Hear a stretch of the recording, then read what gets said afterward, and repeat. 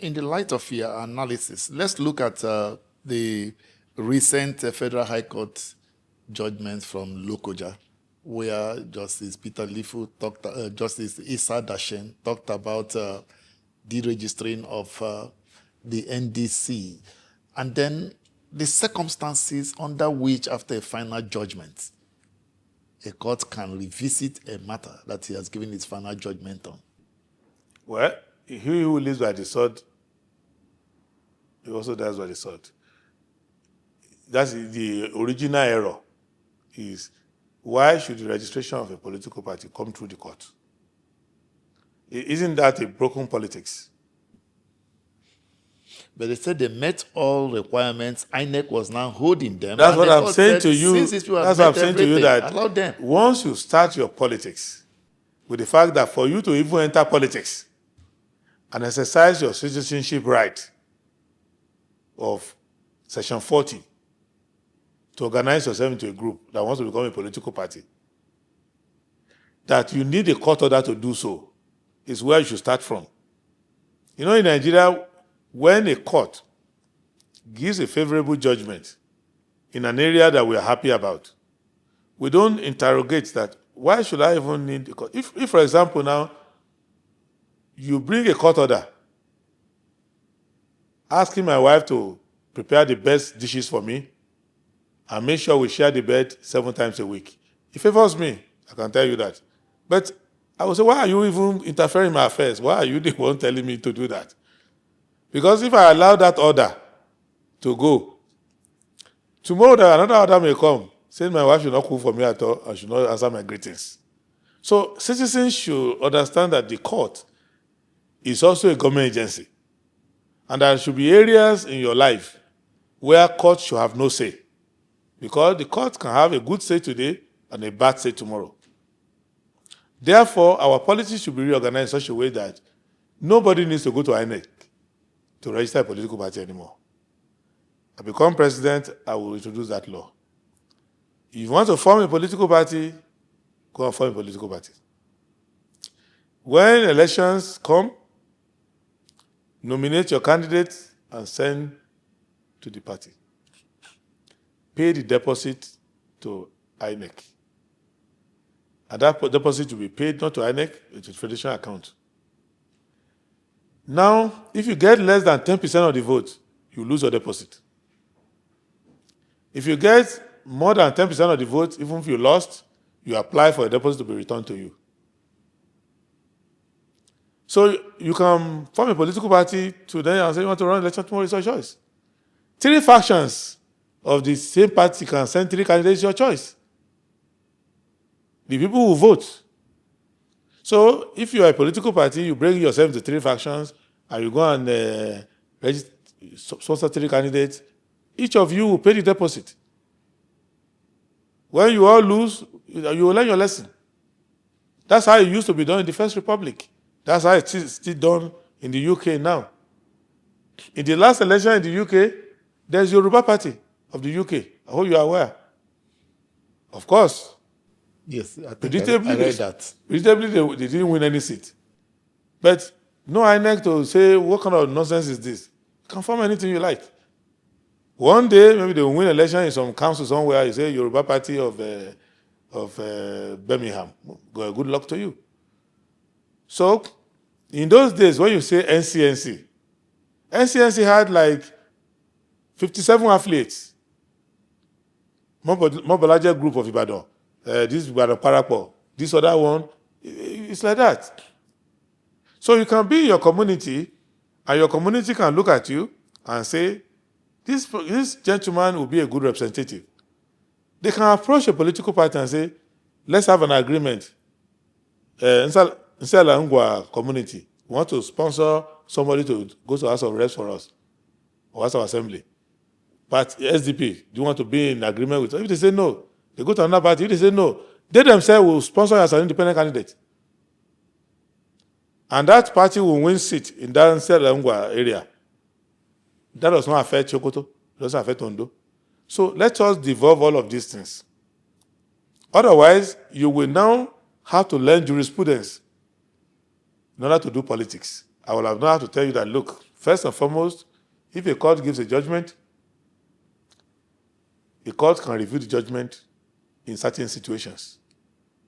If the judgment was obtained by fraud, if they concealed material facts, if it found out that I didn't have jurisdiction at all. So if I go to court now and say, I am the largest shareholder of SYMFONI, and Victor Iroele is acting without my authority, get an injunction to restrain him from working in SYMFONI and doing interview with anybody.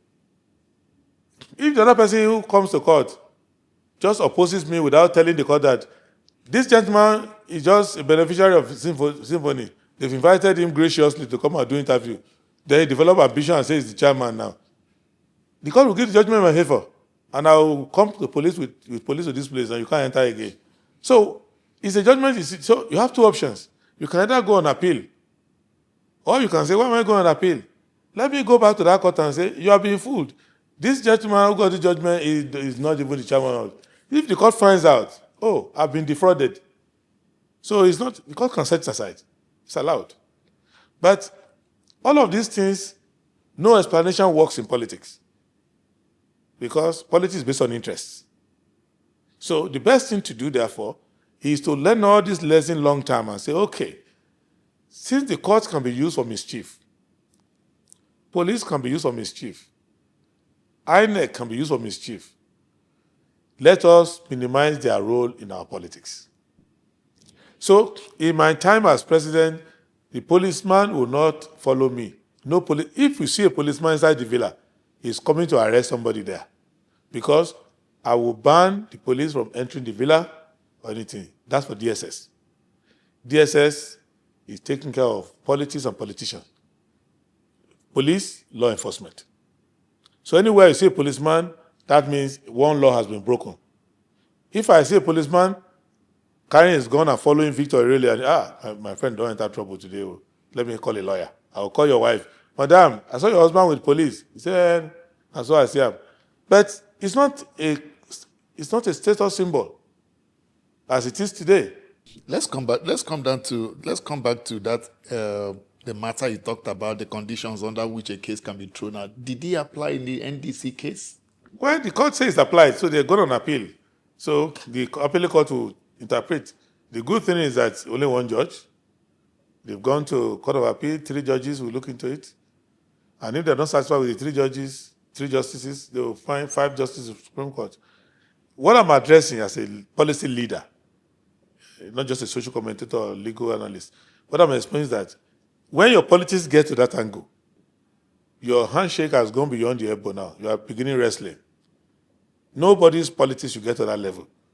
The process of party registration should not be such that you need to go to court. And we need to put an end to that. So that the status of political parties, ability to go to be registered, to nominate candidates, to choose leadership, to change leadership, to sustain leadership, should not be under judicial or administrative control. So it is either, right now, my political party is Social Democratic Party. We are at the risk of any judicial order here and there. We're always defending, always going here and there. That is true for many political parties. All of that has to end. There's a new class of the legal profession, a new class of lawyers in law practice who in the past 27 years have been feeding on the carcass of our decaying politics.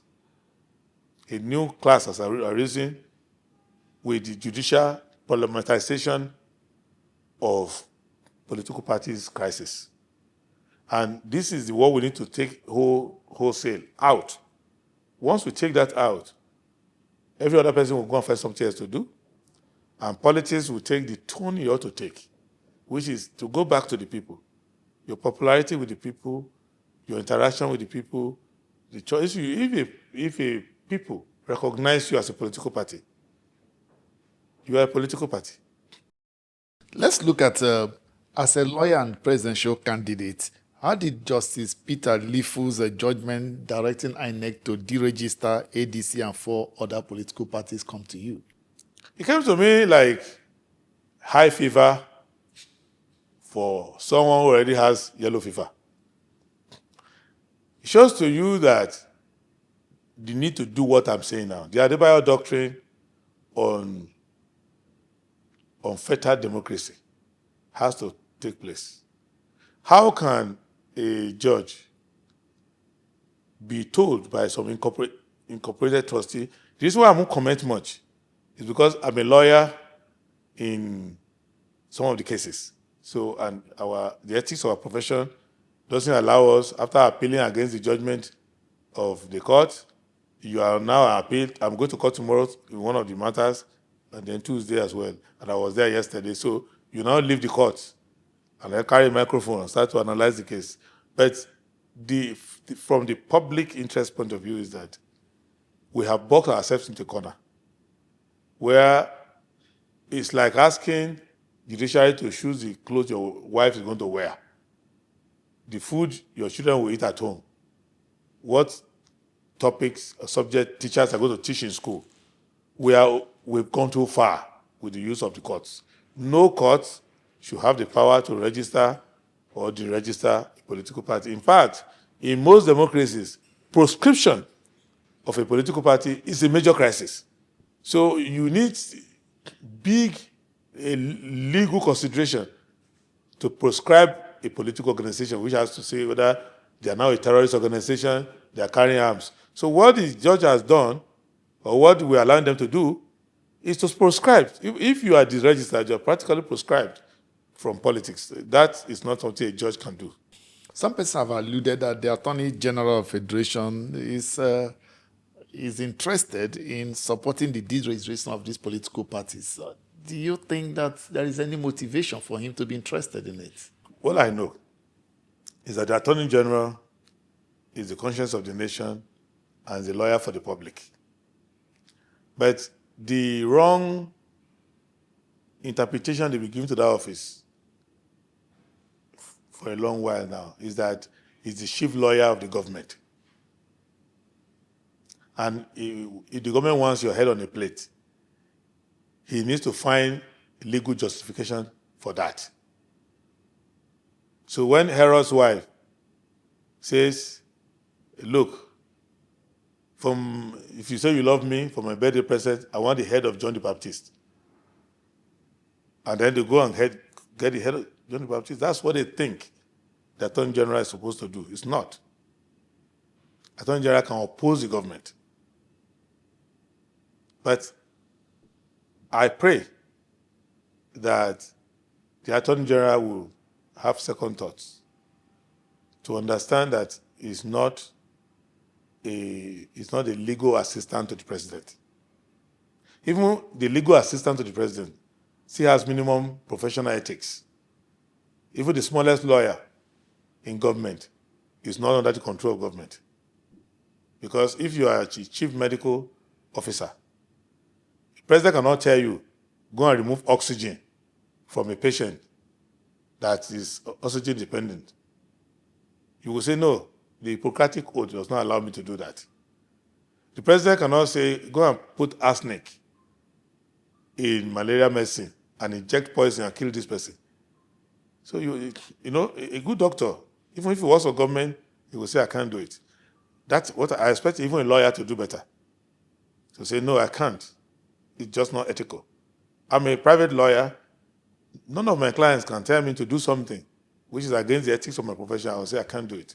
So for me, I'm sadly disappointed that Prince Lateef Fagbemi SAN will interpret his role as Attorney General to the extent that he feels that he needs to help the politics of the government by deregistering these political parties.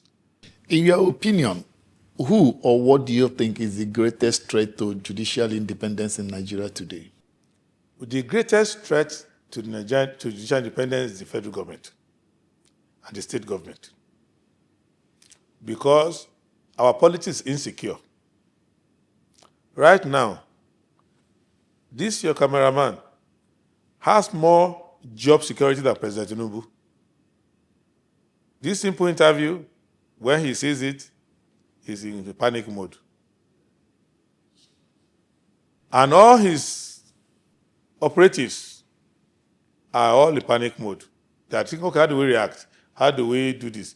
Because nobody has job security, nobody has. There is a problem of insecurity in the country. Even the president is insecure in his fatherhood of the nation. So we need to understand that is the reason why there's excessive appropriation of things that don't concern us. Insecurity makes you to be interested in things that don't concern you. When you have a secure political system, they won't want to control judiciary. They won't be too much interested in the outcome of cases. Let's look at, as the presidential candidate of the SDP, and God willing you win, give us specific plan to crash the dollar to the naira rate within your first 100 days. Okay, first and foremost, why are you interested in crashing dollar to naira? What's your business with that? The purchasing power is very low. The purchasing power is not because of dollar. The purchasing power is because of inflation. What's your business with currency of another country? You grew up in this country. Where did you start showing interest in currency? Before, you were not showing interest. The first time you had anything about currency was SAP. When they said naira is 4 naira to the dollar. But before, the dollar was 65 kobo, 80 kobo. Nobody cared. So what you need to know, and in our government, is that we will make sure that you have sustainability. In my government, the worst inflation you should get is 6%. By that, I'm already getting worried. Second, your cost of living for a family with a single income earner, your cost of living must be within the income of that one person. If you have a family whose entire income, a family head, a father or a mother or grandmother or uncle, guardian, whoever, if you have a head of family whose total gross income cannot pay the bill of his family, basic bills, the government should resign. Because there is no other government in the world where you will say, here is Mr. Ezekiel. He works in the post office. And he has a wife and 4 or 5 children. But the food the wife and children are eating within a week is more than the entire salary of this man. And they will still pay rent. And the children will still pay school fees. He's no longer the head of his family.